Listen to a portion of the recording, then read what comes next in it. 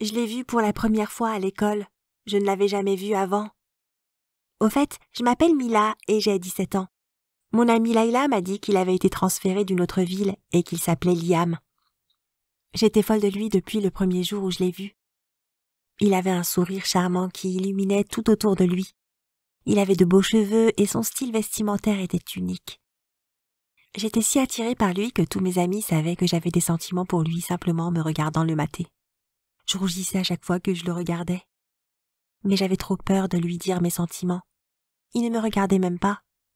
Durant le week-end, Layla faisait chez elle une fête à la piscine pendant que ses parents étaient de sortie. Je l'ai supplié d'inviter Liam aussi. J'ai dit en suppliant « Layla, j'aime beaucoup ce gars. Envoie-lui une invitation, s'il te plaît. » Elle a répondu « D'accord, je vais l'inviter seulement si tu lui avoues tes sentiments. » J'ai accepté et je lui ai promis que j'allais le faire. Mais avant de continuer, mettez un pouce bleu sous la vidéo, abonnez-vous et activez les notifications. Ça vous permettra de vivre 20 superbes années supplémentaires. Croyez-moi, ça marche vraiment. Le jour de la fête est arrivé, je suis allée vers mon placard. J'ai pris mon maillot préféré et je l'ai mis. Je voulais être magnifique. Le plus important, c'était que Liam me remarque. J'ai couru hors de la maison et j'ai pris ma voiture et me suis arrêtée chez Layla. Une fois arrivée chez Layla, j'étais en avance.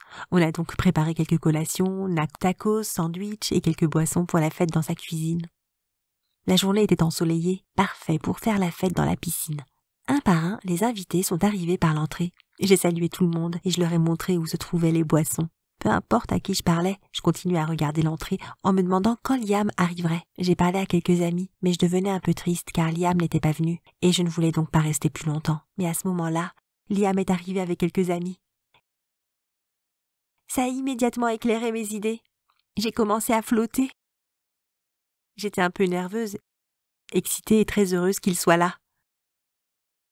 Je commençais à faire attention à mes gestes en surveillant comment je marchais et rigolais.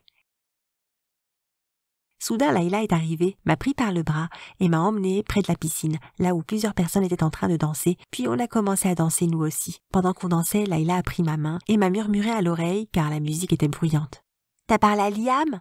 J'ai répondu « Non, pas encore. »« C'est maintenant ou jamais, Mila » m'a-t-elle dit en donnant un coup. J'ai commencé à tomber en arrière et j'ai cogné quelqu'un. C'était Liam. Il m'a rattrapée et nos yeux se sont croisés pendant une demi-seconde. Mais on a tous les deux commencé à perdre l'équilibre et puis... Splatch! On est tombé dans la piscine. Tout le monde a commencé à rigoler. Je suis devenue toute rouge. Je l'ai regardé et il rougissait aussi. On s'est regardé et on s'est mis à rigoler. Il a alors dit « Je m'appelle Liam ». Je savais déjà ça, mais j'ai essayé de faire comme si c'était la première fois que j'entendais son nom. « Salut Liam, je m'appelle Mila ». Puis on est sorti de la piscine pour se sécher sur la pelouse. On a choisi un coin calme pour pouvoir discuter. On a parlé de plein de choses. Bon, il parlait beaucoup plus et je me contentais de le regarder. Il était si sexy et me faisait rêver. Il m'a dit qu'il avait dû déménager d'une autre ville à cause du travail de son père. Il m'a dit que tout ici était nouveau pour lui et j'étais la première fille à qui il parlait ici. C'était un rêve d'entendre ça de sa bouche. Je me suis dit, est-ce qu'il m'aime aussi ? C'était le moment de le savoir. J'ai donc rassemblé mon courage et je lui ai dit « Liam, je t'aime beaucoup. Je t'aime. Tu ne voudrais pas qu'on sorte ensemble quelquefois ?» Il semblait perdu et n'a pas dit un mot. Je commençais à me sentir anxieuse. Après un moment de silence, il a commencé à parler. « Mila, tu as l'air d'être une chouette fille, mais je suis nouveau ici. Tout ici est nouveau pour moi. Et je ne veux pas me presser. » Je commençais à avoir les larmes aux yeux, mais il continuait à parler. Je pensais qu'on pouvait peut-être devenir amis. Puis il est parti et une larme a coulé le long de ma joue. Je ne pouvais pas croire qu'il m'avait rejetée. Je n'avais jamais été rejetée par un seul gars avant, et même en général. Mon père satisfaisait mes vœux. Il me ramenait tout ce que je voulais dans les heures qui suivent. Je n'avais pas l'habitude d'entendre non. Je ne pouvais pas rester là plus longtemps. Ma vision commençait à se flouter à cause des larmes que j'avais aux yeux. Je n'ai parlé à personne, même pas à Layla. Je suis retournée à l'intérieur, j'ai essuyé mes yeux, j'ai pris mes affaires, mes clés, puis je suis sortie prendre ma voiture pour rentrer chez moi. Dès que je suis arrivée chez moi, j'ai couru dans ma chambre sans parler à mes parents. Je me suis allongée sur mon lit en pleurant et je ne pouvais pas m'arrêter. Je ne suis même pas descendue pour manger avec ma famille. Après un moment, quelqu'un a frappé à ma porte. « Ma puce ?» C'était mon père. J'ai répondu « Papa, je ne veux pas parler maintenant. » Ma voix était différente, car je venais de pleurer. « Je rentre, je sais que quelque chose ne va pas. Je ne peux pas te laisser comme ça. » A-t-il dit. Puis il a ouvert la porte et est entré. J'étais encore en train de pleurer et mes yeux étaient gonflés. Je pouvais voir l'inquiétude de mon père dans son regard. Il a alors dit « Qu'est-ce qui s'est passé, ma puce? Qui t'a fait pleurer ?» J'ai répondu « C'est rien ». Il a insisté « Dis-moi, et je ferai en sorte que tout aille bien ». Je lui ai donc dit chaque détail de ce qui s'était passé.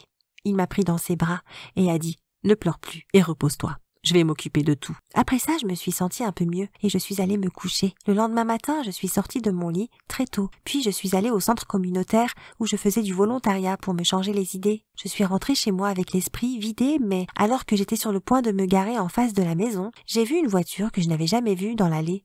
Je suis sortie de ma voiture et j'ai regardé à travers la fenêtre de chez moi. J'ai vu plusieurs personnes à l'intérieur. Il y avait plusieurs hommes habillés en noir et ils portaient des flingues. Ils étaient tous autour de quelqu'un qui semblait être Liam. J'ai regardé d'un peu plus près et c'était bien Liam et mon père était là aussi. Est-ce que mon père avait kidnappé mon crush? Je me sentais mal rien qu'en y pensant. Je me suis donc retournée, puis je suis allée vers ma voiture et je suis partie. La nuit commençait à tomber.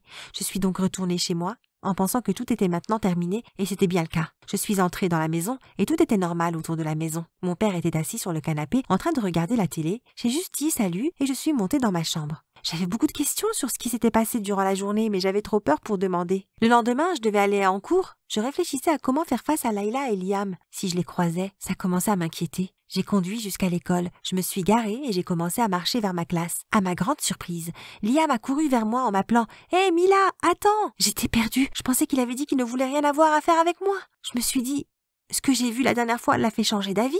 Il s'est approché de moi et m'a souri. Il a dit « J'ai réfléchi à ce que tu avais dit et je pense que je t'aime beaucoup aussi. Ça te dirait de sortir après les cours aujourd'hui ?» Je n'ai rien vu venir. Je ne pouvais pas croire ce qu'il venait de dire. Mais dès que j'ai compris, je me sentis très heureuse. À ce moment-là, je ne me souciais pas de ce qui avait pu le faire changer d'avis. J'ai souri et j'ai répondu « Bien sûr ».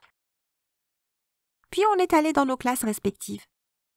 Après la fin des cours, on s'est revus dans le couloir et on a marché vers ma voiture qui était garée sur le parking de l'école. On est monté dedans et on est sorti du parking. On avait très faim. On s'est donc arrêté à un stand de tacos dans le parc. On a acheté plusieurs tacos et on s'est assis sur l'herbe pour manger.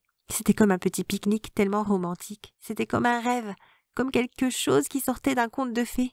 On a parlé pendant des heures. Il semblait être fou de moi. C'était un grand changement, mais j'appréciais beaucoup. La nuit commençait à tomber, on a donc tout remballé et on s'est dirigé vers ma voiture. Puis j'ai roulé jusqu'à chez moi. J'étais sur le point d'entrer et il faisait de plus en plus sombre. Je voulais donc qu'il rentre aussi. Je l'ai embrassé sur la joue, on a tous les deux rougi. Mais il a alors dit « Tu veux que je rentre rapidement, mais tu ne veux pas plutôt m'inviter à entrer chez toi ?» J'ai alors dit « Non, il commence à se faire tard, je préférerais que tu rentres aussi. » Cependant, il a insisté pour entrer. Mes parents n'étaient pas à la maison. J'ai donc pensé que ça irait. On est entrés ensemble. À l'intérieur, il a commencé à se promener comme s'il cherchait quelque chose. J'ai alors demandé « T'as besoin de quelque chose ?» Il a répondu « Non, j'admirais simplement ta maison. Je peux avoir un soda ?»« Bien sûr !» Je suis allée dans la cuisine pour nous ramener du soda. En revenant, j'ai vu Liam sortir du bureau de mon père. J'ai dit « Hé, tu es entré dedans ? Mon père ne me laisse même pas y entrer. Dieu merci, il n'est pas là. » Il a alors dit « Non, je me suis juste perdue avec toutes ces pièces. Excuse-moi, je devrais rentrer. Il commence à se faire tard. » Il est parti. Il n'a même pas remarqué que j'avais ramené du soda. C'était bizarre. Mais j'étais occupée à me souvenir de la même partie de la journée de notre encart. Je suis allée me coucher. Je rêvais de moi et Liam. On était à un autre encart. On se tenait la main tout en nous baladant. C'est un beau rêve. Mais ça n'a pas duré longtemps. J'ai été réveillée par un bruit sourd venant de la porte d'entrée. « FBI, ouvrez la porte !» C'était déjà le matin. J'ai couru au rez-de-chaussée. Mes parents avaient déjà ouvert la porte. Il y avait environ 10-12 hommes habillés comme des policiers. Ils ont commencé à fouiller dans chaque pièce et chaque recoin de notre maison. Un des agents du FBI pointait son pistolet vers mes parents. Ils étaient menottés. J'ai couru dans leur direction. « Qu'est-ce qui se passe, papa ?» Je lui ai demandé presque en pleurant. « Vos parents font partie de la pègre. Votre père est à la tête du réseau, » m'a dit l'agent du FBI. Mon père a alors dit en criant « Laissez ma fille tranquille, elle n'a rien à voir avec ça. Elle est innocente. » On sait. Liam entra dans la maison. L'agent du FBI a alors dit « Liam, ton boulot est terminé. Tu ne devrais pas être là. » Il a alors dit « Je sais, papa. Je devais juste l'expliquer à Mila. » Cet agent du FBI était le père de Liam. C'était une couche supplémentaire à tout ce qui s'était passé depuis le début de la matinée. Liam a dit « Mila, ton père est un sale type. Il fait partie de la pègre, mais personne n'avait réussi à l'attraper. Il n'y avait pas assez de preuves pour prouver ses méfaits. » J'ai commencé à pleurer. C'est comme si la fin du monde était arrivée pour moi. Mes deux parents étaient en garde à vue pour des choses que je ne me doutais même pas. J'ai regardé Liam et je lui ai crié « Tu m'as utilisé pour détruire ma vie !» Il s'est excusé. Il a dit qu'il n'avait pas l'intention de faire tout ce qu'il a fait. Il a expliqué que c'était l'idée de son père et que ça n'aurait pas commencé si mon père ne l'avait pas kidnappé et menacé de sortir avec moi. Après le kidnapping, le père de Liam a préparé un plan pour rassembler des preuves contre mon père. Il a dit à Liam de venir chez moi et de cacher une caméra dans le bureau de mon père et qui était diffusée en direct dans les locaux du FBI. C'est pourquoi il avait besoin de moi, pour pouvoir entrer chez moi. Le rencard et tout ce qu'on a fait ce jour-là n'était que du cinéma. Il m'a aussi dit qu'avec l'aide de la caméra, ils ont trouvé où mon père cachait ses armes et d'autres objets et documents illégaux. Après m'avoir donné tous les détails, il a pris mes mains et m'a dit « Je suis désolée. » J'ai alors dit « Arrête ton cinéma, tu m'as utilisé et tu m'as menti. D'abord mon père et puis toi. » J'ai pleuré en disant « Je ne veux jamais te revoir de ma vie. Je ne veux pas d'amour forcé.